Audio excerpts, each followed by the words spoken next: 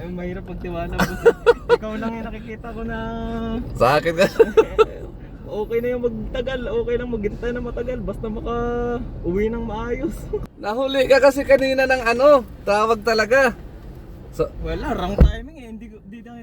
Di din kita matawagan eh. Nahiya ako na makitawag sa mga ano. walang ya ka, naghiya ka pa.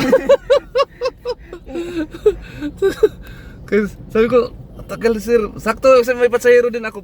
Lumabas din. Sabi ko, alas 3 na wala pa si sir ah. Ano kayang anong nangyari sa kanya? Wala, tapos pagkatapos sunod-sunod yung problema sa airport. Putik na yan. Imbis 12:25 nandito na ako sa Pinas eh.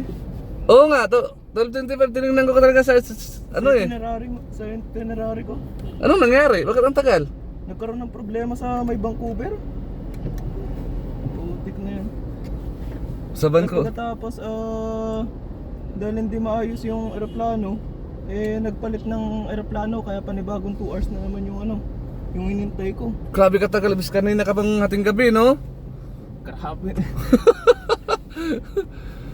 Sabi ko nga, gusto ko na libutin yung buong mundo eh. Saan ka galing yan? Canada boss. Canada? Oo. Sabi ko nga, sana kaya si sir, anong oras na? Yung alas 12 ng hating gabi, umabot umaga, wala. Wala, walang tulog-tulog eh. Hindi rin ako makatulog dahil yung sa mga bagahe ko. Oh, mahirap din anuhin. Masalisihan ka ng di oras eh.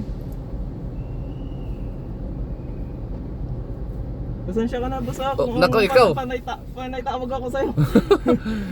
Masakayin sana kita sa kasamahan ko, ayaw mo naman. Wala eh. Ay, mahirap pagtiwala boss.